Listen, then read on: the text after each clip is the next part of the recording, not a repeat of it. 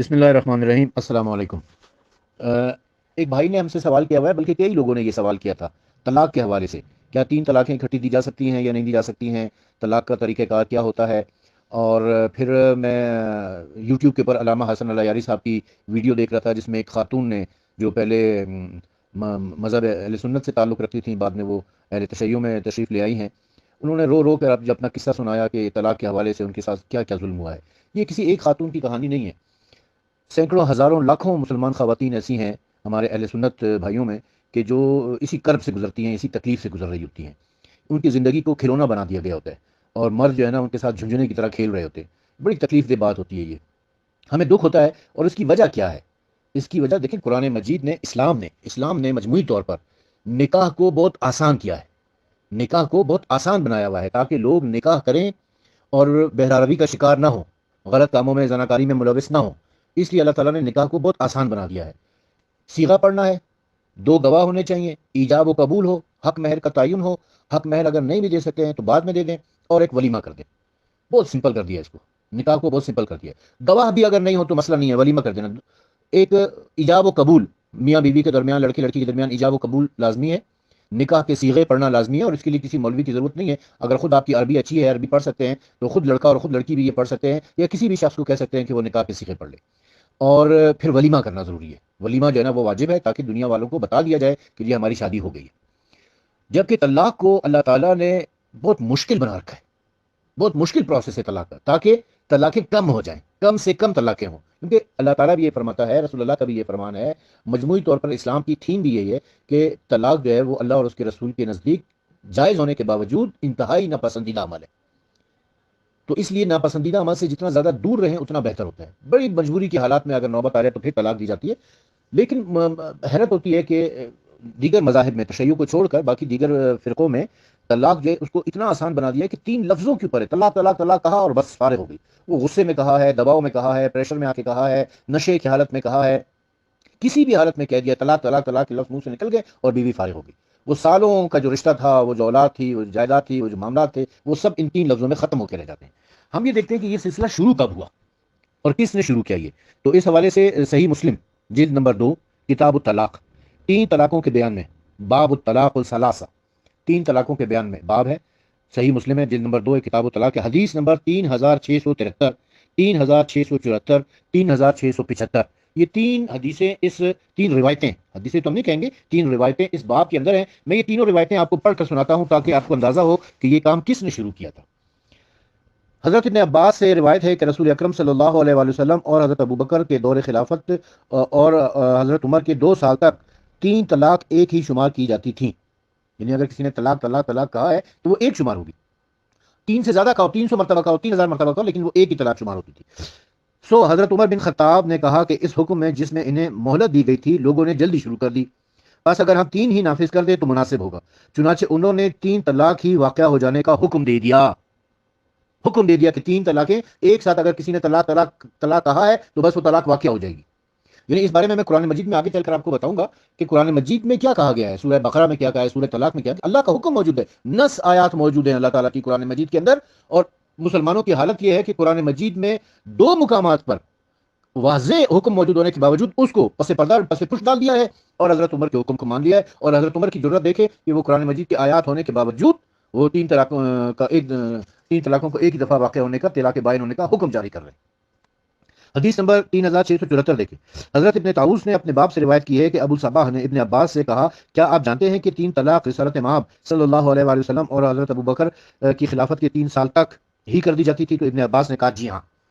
ایسے ہی تھا کہ 3 طلاقیں جو ہیں وہ ایک ہی مانی جاتی تھی۔ حدیث نمبر 3675، حضرت طاؤس سے روایت ہے کہ ابو الصحبہ نے ابن عباس سے کہا کہ اپنے دل سے یاد کر کے بتاؤ، کیا 3 طلاق رسول اللہ صلی اللہ علیہ وسلم کے زمانے اور حضرت ابوبکر کے دور میں ایک نہ ہوتی تھی؟ انہوں نے کہا ہاں ایسا ہی تھا۔ جب زمانہ عمر میں لوگوں نے پہ گھر پہ طلاقیں دینا شروع کر دی تو آپ نے ان پر 3 طلاق نافذ ہونے کا حکم دے دیا۔ لیکن پھر وہی، اب اگر 3 طلاقیں جو ہے نا، لوگوں نے زیادہ طلاقیں دے دینے کا سلسلہ شروع کر دیا تھا، تو پھر ان طلاقوں کو مزید مشکل بنانا چاہیے تھا، نہ کہ آسان بنا دینا چاہیے تھا۔ انہوں نے تو اور بھی آسان بنا دیا۔ یعنی پہلے 3 طلاقیں 3 مختلف پیریڈز میں دی جاتی تھیں، 3 طور میں دی جاتی تھی، جیسے قرآن مجید کا حکم ہے۔ رسول اللہ کے زمانے میں بھی ایسی تھا، حضرت ابوبکر کے زمانے میں بھی ایسی تھا، مگر انہوں نے 3 طلاقوں کو اکٹھا تسلیم کر لیا، اور اس کا مطلب انہوں نے طلاق کو زیادہ آسان کر دیا، حالانکہ ان کو مشکل کرنا چاہیے تھا۔ اب اس میں جو مفسر ہے وہ لکھ رہے ہیں کہ اس باب کی احادیث میں 3 طلاق کے احکام بیان کی گئے ہیں۔ جمہور علماء اور فقہا کے نزدیک 3 طلاقیں اکٹھی دے دینا فعل حرام اور بدعت ہے، فعل حرام ہے۔ 3 طلاقیں اکٹھی دے دینا فعل حرام اور بدعت ہے۔ اور اسی طرح دور حاضر کے مار قتل الحرام مسئلہ یہ ہے کہ اگر 3 طلاقیں اکٹھی دے دی جائیں تو کیا ایک طلاق ہوگی یا 3؟ ائمہ اربعہ یعنی ابو حنیفہ، مالک، حنبل، شافعی، یہ 4 امام ہیں، اور جمہور علماء سلف و خلف کا اس بات پر اجماع ہے کہ ایک مجلس میں 3 طلاق دینے سے 3 طلاقیں واقع ہو جائیں گی۔ دیکھیں قرآن مجید کے حکم کو پس پوچھ ڈال دیا گیا ہے، صاف صاف اس کا انکار کیا جا رہا ہے، اور 3 طلاقیں اکٹھی کر تسلیم کر دی۔ جمہور علماء اور سلف اور خلف بھی اس کو مان رہے ہیں، اہل سنت کے، اور اہل سنت کے جو 4 امام ہیں وہ چاروں بھی اس کو مان رہے ہیں۔ حیرت ہوتی ہے یار، اتنی جرت کا مظاہرہ کہ قرآن مجید کے ہوتے ہوئے اور اس قسم کی جرت کی جائے کہ اس کے حکم کو صریحاً انکار کر دیا جائے۔ اب ہم آ جاتے ہیں قرآن مجید کی طرف، تو میں آپ کو کی خدمت میں عرض کروں کہ پارہ نمبر 2 سورہ البقرہ کی آیت نمبر 226 سے طلاق کا مسئلہ شروع ہو رہا ہے، 233 تک طلاق کا مسئلہ جاتا ہے۔ میں یہ پڑھ کے آپ کو سناتا ہوں، اور جہاں ضرورت ہوگی تھوڑی سی ایکسپلینیشن بھی دے دوں گا۔ جو لوگ اپنی بیویوں کے پاس جانے سے قسم کھائیں، ان کے لیے 4 مہینے کی مہلت ہے۔ دیکھیں آپ نے اگر طلاق دے دی ہے، اب آپ کے پاس 4 مہینے، 4 مہینے کی مہلت ہے۔ آپ نے قسم کھا لیا یا طلاق دے دی ہے تو 4 مہینے کی مہلت ہے۔ اس 4 مہینے کے اندر اندر آپ رجوع کر سکتے ہیں اپنی بیوی کے ساتھ۔ بس اگر وہ اپنی قسم سے اس مدت میں باز آ جائیں اور ان کی طرف توجہ کر دیں تو بے شک خدا بڑا بخشنے والا اور مہربان ہے۔ اور اگر طلاق ہی کی ٹھان لیں تو پھر بے شک خدا سب کچھ سنتا ہے اور سب کچھ جانتا ہے۔ اور جن عورتوں کو طلاق دی گئی ہے وہ اپنے آپ کو طلاق کے بعد 3 حیض کے ختم ہونے کے بعد تک نکاح ثانی سے روکے رکھیں۔ اب یہ عدت کی مدت آ گئی، ٹھیک ہے، 3 حیض تک جو نا وہ عدت ہے، 3 حیض تک وہ دوسرا نکاح نہیں کر سکتی۔ لیکن جب ایک دفعہ طلاق دے دی ہے اس کے بعد 4 مہینے ہیں، 4 مہینے کے اندر اندر اگر آپ نے رجوع کر لیا تو ٹھیک ہے۔ اگر رجوع نہیں کیا، بیوی سے ہم بستری نہیں کی، تو پھر 4 مہینے پورے ہونے کے بعد وہ طلاق واقع ہو جائے گی، اور اس کے بعد پھر 3 مہینے کی 3 حیض کی جو ہے نا وہ عدت کی مدت ہوگی۔ اور اگر عورتیں خدا اور روز آخرت پر ایمان لائی ہیں تو ان کے لیے یہ جائز نہیں ہے کہ جو کچھ بھی خدا نے ان کے رحم پیٹ میں پیدا کیا ہے اس کو چھپائیں، اور اگر ان کے شوہر میل جول کرنا چاہیں تو وہ مدت مذکورہ میں ان کے واپس بلا لینے کے زیادہ حقدار ہیں۔ اور شریعت کے موافق عورتوں کے مردوں پر یہی ہے کہ سب کچھ حق اور مردوں کا ہے، البتہ مردوں کو فضیلت ہے، عورتوں پر فوقیت ہے، اور خدا زبردست حکمت والا ہے۔ لیکن اگر کوئی پریگننٹ عورت ہے تو وہ بتا دے کہ بھئی تم مجھے طلاق دے رہے ہو لیکن میں پریگننٹ ہوں، تو اس کی پھر عدت آگے بتایا کہ جب تک بچہ پیدا نہیں ہوتا ہے اس وقت تک اس کی عدت ہوگی۔ جب بچے کو وہ جنم دے لے گی تو پھر اس کی عدت ختم ہو جاتی ہے۔ پھر اللہ تعالیٰ فرماتا ہے طلاق رجعی جس کے بعد رجوع ہو سکتی ہے 2 ہی مرتبہ ہے، یعنی 2 مرتبہ تو آپ طلاق رجعی دے سکتے ہیں، تیسری مرتبہ طلاق بائن ہوگی۔ یہ بات صاف بتا رہی ہے کہ 3 طلاقیں الگ الگ دی جائیں گی، اکٹھی نہیں دی جا سکتی ہیں۔ اگر آپ 3 طلاقیں اکٹھی دے رہے ہیں تو اس کا مطلب ہے کہ طلاق رجعی تو پھر ختم ہوگی، یعنی قرآن مجید کا یہ واضح حکم تو پھر رہا ہی نہیں بالکل۔ جی، طلاق رجعی جس کے بعد رجوع ہو سکتی ہے 2 ہی مرتبہ، اس کے بعد یا تو شریعت کے موافق روک ہی لینا چاہیے یا حسن سلوک سے تیسری دفعہ بالکل رخصت کر دینا چاہیے۔ اور تم کو یہ جائز نہیں ہے کہ جو کچھ انہیں دے چکے ہو اس میں سے پھر کچھ واپس لو، مگر دونوں کو اس کا خوف ہو کہ خدا نے جو حدیں مقرر کر دی ہیں ان کو دونوں میاں بیوی قائم نہ رکھ سکیں گے۔ پھر اگر تمہیں اے مسلمانوں یہ خوف ہو کہ دونوں خدا کی مقرر کوئی حدوں پر قائم نہ رہیں گے تو اگر عورت مرد کو کچھ دے کر اپنا پیچھا چھڑانا چاہے تو خلا کرائے، تو اس میں دونوں پر کچھ گناہ نہیں ہے۔ یعنی یہ کہ اگر تم نے شادی کے بعد بیوی کو کچھ دے دیا تھا، کوئی تحفہ، کوئی پیسہ، کوئی زیور، کوئی چیز دے دی، تو اب تم اس سے وہ واپس نہیں لے سکتے۔ طلاق کے موقع پر وہ اسے واپس نہ لو، یہ خدا کی مقرر کی ہوئی حدود ہے۔ اور اگر کوئی عورت کوئی اپنی جان چھڑانا چاہتی ہے، خلا لینا چاہتی ہے، تو پھر وہ بھی مرد کو کچھ دے گی، مثلا وہ اپنا حق مہر معاف کر دیتی ہے، حق مہر معاف کر دے کہ ٹھیک ہے حق مہر آپ مجھے مت دو، یا اس کے علاوہ کچھ دینا چاہے تو وہ دے سکتی ہے، لیکن باہم رضامندی کے ساتھ ہوگا۔ یہ اس سے آگے نہ بڑھو جو خدا کی مقرر کی ہوئی حدیں ہیں، اور آگے بڑھتے وہی لوگ تو ظالم ہیں۔ پھر اگر تیسری بار بھی عورت کو طلاق بائن دے دو تو اس کے بعد جب تک دوسرے مرد سے نکاح نہ کرے اس کے لیے حلال نہیں ہے۔ جب طلاق ہو گئی ہے، ایک مرتبہ طلاق بائن ہو گئی ہے، 4 مہینے کا پیریڈ گزر گیا، پھر اس کے بعد تیسری طلاق بھی ہو گئی اور وہ عدت کی مدت پوری کر چکی ہے، تو پھر اب وہ کسی اور مرد کے ساتھ نکاح کرے گی، اور نکاح کرنے کے بعد وہ مرد اپنی مرضی سے اسے طلاق دے گا۔ یہ نہیں کہ جیسا آج کل حلالہ کا ڈرامہ رچایا جا رہا ہے کہ جی ایک رات کے لیے جو ہے نا بیوی کو دوسرے مرد کے حوالے کر دو، وہ اس کے ساتھ ایک رات گزرے اور صبح جو ہے نا اس کو دوبارہ اس کے ساتھ پہلے شوہر کے ساتھ نکاح پڑھا دیا جائے۔ یہ حرام ہے، یہ ناجائز ہے۔ وہ عورت جس کو طلاق ہو گئی ہے، اس نے اپنی عدت پوری کر لی ہے، پھر وہ کسی دوسرے مرد کے ساتھ نکاح کرتی ہے، نکاح کرنے کے بعد وہ مرد اسے اپنی مرضی سے طلاق دے دے یا وہ مرد مر جائے، بیوہ ہو جائے وہ، تو پھر طلاق کا پھر وہی پروسیجر ہوگا جو پہلی طلاق کا تھا، تو اس کے بعد پھر وہ دوبارہ اپنے پہلے شوہر سے نکاح کر سکتی ہے۔ تب اللہ تعالیٰ اب ان میاں بیوی پر باہم میل کر لینے میں کچھ گناہ نہیں ہے اگر ان دونوں کو یہ گمان ہو کہ خدا کی حدوں کو قائم رکھ سکیں گے، اور خدا کی مقرر کی ہوئی حدیں جو سمجھدار لوگوں کے واسطے صاف صاف بیان کرتا ہے۔ جب تم اپنی بیویوں کو طلاق دے دو اور ان کی مدت پوری ہونے آئے تو اچھے عنوان سے ان کو روک لو یا حسن سلوک سے بالکل رخصت ہی کر دو، اور انہیں تکلیف پہنچانے کے لیے نہ روکو تاکہ پھر ان پر زیادتی کرنے لگو۔ جو ایسا کرے گا تو یقین اللہ پر ہی ظلم کرے گا، اور خدا احکام کو کچھ ہنسی ٹھٹا نہ سمجھو، اور خدا نے جو تمہیں نعمتیں دی ہیں انہیں یاد کرو، اور ان سے جو کتاب اور عقل کی باتیں تم پر نازل کی ہیں اس سے تمہاری نصیحت کرتا ہے، اور خدا سے ڈرتے رہو اور سمجھ رکھو کہ خدا ہر چیز کو ضرور جانتا ہے۔ یعنی اب اگر تم نے طلاق دینے کا فیصلہ کر ہی لیا ہے تو عدت کی مدت کے لیے وہ آگے بھی دوبارہ یہ بات آ رہی ہے، اس آیت سے بھی ظاہر ہوتا ہے کہ عدت کی مدت بھی وہ تمہارے پاس ہی پوری کرے، اور اس عدت کے دوران اس کا نان و نفقہ جو اگر وہ گھر جانا چاہتی ہے اپنے ماں باپ بہن بھائیوں کے پاس جانا چاہتی ہے تو وہ بھی جا سکتی ہے، اس کی گنجائش موجود ہے، لیکن اس عدت کے دوران اس کا نان و نفقہ اور دیگر اخراجات شوہر کے ذمہ ہوں گے، وہ شوہر ادا کرے گا، اور وہ بطریقہ احسن ہوگا، نہ کہ لڑائی جھگڑا کرنا، اور پھر اگر تم نے اس کو طلاق دے دی تو اسے کسی قسم کی اذیت نہیں دینی ہے، بالکل حسن سلوک کے ساتھ اسے رخصت کرنا ہے۔ اور جب تم عورتوں کو طلاق دے دو اور وہ اپنی مدت عدہ پوری کر لیں تو انہیں اپنے شوہروں کے ساتھ نکاح کرنے سے نہ روکو، یعنی ابھی اگر عدت پوری کرنے کے بعد اگر بیوی یہ چاہتی ہے کہ وہ کسی دوسرے سے نکاح کرے تو اسے تم روکنے کا حق نہیں رکھتے ہو۔ پھر جب آپس میں دونوں میاں بیوی شریعت کے مطابق اچھی طرح مل جل جائیں، یہ اسی شخص کی نصیحت کی جاتی ہے جو تم میں سے خدا اور روز آخرت پر ایمان لا چکا ہو، یہی تمہارے حق میں بڑی پاکیزہ اور صفائی کی بات ہے، اور اس کی خوبی خدا خوب جانتا ہے اور تم ویسا ہی نہیں جانتے ہو۔ اور طلاق دینے کے بعد جو شخص اپنی اولاد کے پورے 2 برس دودھ پلانا چاہے تو اس کی خاطر سے مائیں اپنی اولاد کو پورے 2 برس دودھ پلائیں، اور جس کا وہ لڑکا ہے باپ، اس پر ماؤں کا کھانا کپڑا دستور کے مطابق لازم ہے، کسی شخص کو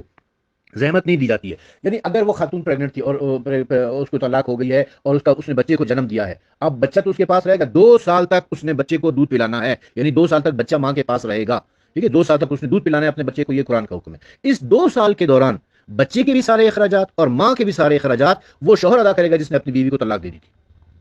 یہ کتنی اہم بات ہے، اور یہ ہمارے معاشرے میں، خاص طور پہ سنی معاشرے میں، یہ بالکل نہیں ہوتا ہے۔ مگر اس کی گنجائش سے پھر نہ ماں اس کے بچے کو وجہ سے نقصان گوارا کیا جائے، اور نہ جس کا لڑکا ہے باپ اس کا بلکہ دستور کے مطابق دیا جائے، اور اگر باپ نہ ہو تو دودھ پلانے کا حق اسی طرح وارث پر لازم ہے۔ پھر اگر 2 برس کے قبل ماں باپ دونوں اپنی مرضی اور مشورے سے دودھ بڑھائی کرنا چاہیں تو ان دونوں پر کوئی گناہ نہیں ہے، اور اگر تم اپنی اولاد کو کسی انا سے دودھ پلوانا چاہو تو اس میں بھی تم پر کچھ گناہ نہیں ہے، بشرطیہ یہ جو تم نے دستور کے مطابق مقرر کیا ہے ان کے حوالے کر دو، اور خدا سے ڈرتے رہو، اور دھیان رکھو کہ جو کچھ تم کرتے ہو خدا ضرور دیکھتا ہے۔ اب اگر ماں انکار کر دیتی ہے کہ جی میں دودھ نہیں پلاتی، تمہارا بچہ ہے میں سے دودھ نہیں پلاتی ہوں، تو تم کسی دایا کے پاس اس کو لے جا سکتے ہو، انا سے مراد دایا ہوتی ہے، دایا کے پاس اس کو دے سکتے ہو، دایا اس کو دودھ پلائے گی اور اس دایا کا خرچہ پھر تمہیں دینا پڑے گا۔ ماں اگر ماں دودھ پلا رہی ہے اور 2 سال تک ماں کو دودھ پلانے کا حکم بھی ہے تو پھر ماں کا سارا خرچہ جو ہے اور بچے کا بھی سارا خرچہ یہ باپ نے ہی اٹھانا ہوتا ہے۔ یہ سورہ بقرہ میں تھا۔ اب آ جائیں سورہ نساء میں۔ سورہ نساء میں اللہ تعالیٰ کیا فرماتا ہے طلاق کے حوالے سے؟ اگر یہ سورہ نساء پارہ نمبر 4 ہے اور آیت نمبر اس کی 20 اور 21 ہے، آیت نمبر 20 اور 21۔ اور اگر تم ایک بیوی کو طلاق دے کر اس کی جگہ دوسری بیوی نکاح کر کے تبدیل کرنا چاہو تو اگرچہ تم میں سے ایک کو جسے طلاق دینا چاہتے ہو بہت سا مال دے چکے ہو، تاہم اس میں سے کچھ واپس نہ لو، جو پہلی بیوی کو جس کو تم طلاق دے رہے ہو اگر تم نے اس کو جو بھی مال دے رکھا ہے وہ واپس نہ لو۔ تمہاری یہی غیرت ہے کہ خواہ مخواہ کوئی بہتان باندھ کر یا شریر جرم لگا کر واپس لے لو، تو تم کیوں کر اس کو واپس لو گے حالانکہ تم میں سے ایک دوسرے کے ساتھ خلوت کر چکے ہو اور بیویاں تم سے نکاح کے وقت نفقہ وغیرہ کا پکا اقرار لے چکی ہیں۔ یعنی جو کچھ تم نے مال اس کو دے دیا، اب الزام لگا کے جی وہ چوری کر کے لے گئی ہے، وہ میرے پیسے کھا گئی ہے، اس قسم کے بہتان لگا کر اسے مال واپس لینے کی کوشش نہ کرو۔ جو کچھ اسے دے چکے ہو وہ بس اس کا ہو گیا، اب اس سے تم واپس نہیں لے سکتے ہو۔ اور اس میں قرآن مجید میں جو سب سے اہم مقام ہے وہ سورہ طلاق ہے۔ سورہ طلاق میں اس کی بڑی وضاحت موجود ہے کہ طلاق کس طریقے سے دی جانی ہے۔ آیت نمبر 1 سے لے کے پارہ نمبر 28 میں سورہ طلاق آیت نمبر 1 سے لے کر آیت نمبر 6 تک ہے۔ اس میں اے رسول صلی اللہ علیہ وسلم مسلمانوں سے کہہ دو کہ جب تم اپنی بیویوں کو طلاق دو تو ان کی عدت پاکی کے وقت طلاق دو، یعنی جب وہ حیض کی حالت میں ہو تم اسے طلاق نہیں دے سکتے، جب وہ پاک ہو جائیں حیض سے، غسل حیض کر لیں تو پھر ان کو طلاق دو گے۔ اور عدت کا شمار رکھو اور اپنے پروردگار خدا سے ڈرو، اور عدت کے اندر ان کے گھر سے انہیں نہ نکالو۔ عدت کے دوران بھی ایک تو وہ 4 مہینے کا پیریڈ تھا، اس میں تو وہ تمہارے پاس رہے گی، لیکن اس کے بعد عدت کے دوران بھی وہ تمہارے گھر میں رہے گی، اس کا نان و نفقہ اور سارے اخراجات بھی تم نے ادا کرنے ہوتے ہیں۔ اور خود بھی گھر سے نہ نکلے مگر یہ کہ کوئی صریح بے حیائی کرے۔ ہاں اگر کوئی بے حیائی کر رہی ہے تو پھر تو ظاہر اسے گھر سے نکالنا پڑ جاتا ہے، اس کی اجازت دے رکھی ہے اللہ تعالیٰ نے، کوئی مذائقہ نہیں۔ اور یہ خدا کی مقرر کی ہوئی حدیں، اور خدا جو خدا کی حدوں سے تجاوز کرے گا تو اس نے اپنے اوپر آپ ظلم کیا ہے۔ تو نہیں جانتا شاید خدا اس کے بعد کوئی بات پیدا کر دے جس سے مرد پچھتائے اور میل ہو جائے۔ یعنی ہو سکتا ہے کہ یہ کوئی 4 مہینے کا جو پیریڈ اللہ تعالیٰ نے رکھا ہے یہ اس لیے رکھا ہے طلاق دینے کے لیے کہ اگر اس میں جو ہے نا وہ تم ہو سکتا ہے کہ اللہ تعالیٰ جو ہے نا وہ تم لوگوں کے درمیان جو ناچاقی کی اس میں کوئی اللہ تعالیٰ تمہارے دل میں کوئی بات ڈال دیتا ہے اور تم لوگ دوبارہ آپس میں میل جول کر لیتے ہو اور یہ طلاق کا سلسلہ جو ہے ختم ہو جاتا ہے پھر۔ اور جب یہ اپنی عدت پورا کرنے کے قریب پہنچے تو یا تو تم انہیں عنوان شائستہ سے روک لو یا پھر اچھی طرح رخصت ہی کر دو، اور طلاق کے وقت اپنے لوگوں میں سے 2 عادلوں کو گواہ قرار دے لو، اور اگر گواہ تم خدا کے واسطے ٹھیک ٹھاک گواہی دینا۔ ان باتوں سے اس شخص کو نصیحت کی جاتی ہے جو خدا اور روز آخرت پر ایمان رکھتا ہے۔ اب طلاق اس وقت تک واقع نہیں ہوگی جب تک 2 گواہ نہ ہوں، 2 عادل گواہ نہ ہوں۔ 2 عادل گواہ کی یعنی عادل، بالغ، عاقل، مسلم، یہ 4 شرطیں ہوتی ہیں گواہ کے لیے کہ مسلم بھی ہو، عاقل بھی ہو یعنی کوئی مجنون یا پاگل آدمی نہ ہو، اور بالغ بھی ہو، بچے کی گواہی نہیں ہوتی ہے، اور اس کے علاوہ وہ عادل بھی ہو یعنی کم از کم وہ کھلم کھلا جو ہے نا وہ گناہان کبیرہ میں ملوث نہ ہو، اس کی شہرت ایسی نہ ہو کہ یہ شخص تو شرابی ہے، یہ شخص زانی ہے، یہ شخص جھوٹا ہے، اس قسم کی جو ہے نا وہ عادل شخص اسے کہا جاتا ہے۔ اور جو خدا سے ڈرتے تو خدا اس کے لیے نجات کی صورت نکال دیتا ہے اور اس کو ایسی جگہ سجد دے گا جہاں سے وہ وہم بھی نہ ہوگا، اور جس نے خدا پر بھروسہ کیا تو اس کے لیے کافی ہے، بے شک خدا اپنے کام کو پورا کر کے رہتا ہے، خدا ہر چیز پر ایک اندازہ مقرر کر رکھا ہے۔ اور جو عورتیں حیض سے مایوس ہو چکی ہیں، اگر تم ان کے بارے میں شک ہوئے کہ تو ان کا عدت 3 مہینے ہے۔ اگر ایسی عورتیں ہیں کہ جن کا حیض بند ہو گیا نا، یعنی 40-45 سال کے بعد عورتوں کا حیض آنا بند ہو جاتا ہے، ان کو اگر طلاق دی جا رہی ہے تو ان کی عدت کی مدت جو ہے وہ 3 مہینے ہوگی، 3 مہینے ان کی مدت ہوگی، کیونکہ 3 مہینے میں 3 حیض ہو جایا کرتے ہیں۔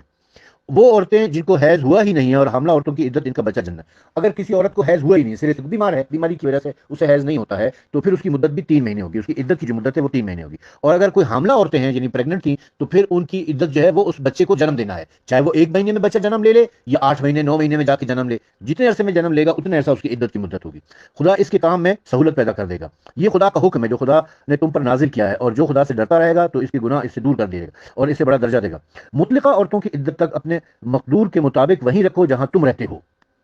اور ان کو تنگ کرنے کے لیے ان کو تکلیف نہ پہنچاؤ، اور اگر وہ حاملہ ہو تو بچہ جننے تک ان کا خرچ دیتے رہو، پھر جننے کے بعد اگر وہ بچہ کو تمہاری خاطر سے دودھ پلائے تو انہیں ان کی مناسب اجرت دے دو۔ اچھا دیکھیں، سورہ بقرہ میں یہ کہا تھا کہ اگر بچہ جب مائیں دودھ پلائیں گی تو ماں کا نان و نفقہ اور بچے کے اخراجات دینے ہوں گے، اس آیت میں یہ کہہ رہا ہے کہ اس کے اجرت بھی دو گی، تم دودھ پلانے کی اجرت بھی اسے دو، یعنی ماں کا نان و نفقہ تو دینا ہے، بچے کے اخراجات تو دینے ہیں، لیکن اس کے علاوہ ماں کو اجرت بھی دینی ہے کہ تم میرے بچے کو دودھ پلا رہی ہو۔ اور اب باہم صلاحیت سے دستور کے مطابق بات چیت کرو، اور اگر تم بالکل کشمکش کرو تو اس کے باپ کی خاطر سے کوئی اور عورت اس کو دودھ پلا دے گی، گنجائش والے اپنی گنجائش کے مطابق خرچ کرنا چاہیے۔ اور اگر وہ ماں اگر انکار کر دیتی ہے کہ میں نہیں پلاتی دودھ، تو پھر اس کو یہ حق حاصل ہے کہ وہ انکار کر سکتی ہے، اور وہ پھر باپ کو چاہیے کہ وہ پھر کہیں اور سے اس کے دودھ پلانے کا بندوبست کریں، یا تو کسی اور عورت سے دودھ پلوائے، یا پھر ڈبے کا دودھ ہے یا اینیمل ملک ہے یا فارمولا ملک ہے وہ اس کو دے سکتا ہے وہ۔ لیکن جس دوران یہ عدت کی مدت ہے، اس کے نان و نفقہ اور اخراجات وغیرہ، یا وہ پریگننٹ ہے تو پریگننسی کے اس کے اخراجات وغیرہ، اور پھر 2 سال تک دودھ پلانے کے اخراجات وغیرہ بھی شوہر کے ذمہ۔ اب کتنا مشکل طریقہ یہ ہے۔ اچھا، ایک اور مقام پر اللہ تعالیٰ نے یہ بھی فرمایا تھا کہ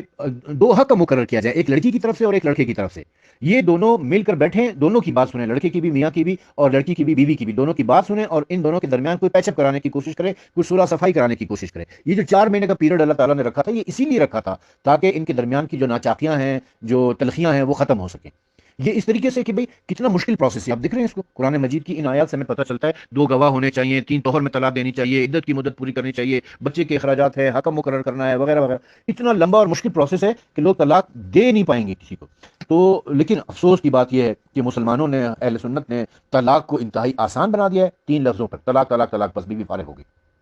اور نکاح کو اتنا مشکل بنا دیا ہے کہ تیل ہے اور مہندی ہے اور بارات ہے اور ولیمہ ہے اور یہ ہے اور وہ، اتنا مشکل کر دیا اس کو، حالانکہ اللہ تعالیٰ نے نکاح کو آسان بنایا ہے اور طلاق کو مشکل بنایا ہے۔ یہ ایک اچھے معاشرے کی تشکیل کے لیے اللہ تعالیٰ نے قانون بنا رکھے تھے۔ میں دعا کروں گا کہ اللہ تعالیٰ کے لوگ اللہ تعالیٰ کے بنائے ہوئے قانونوں کی پاسداری کریں۔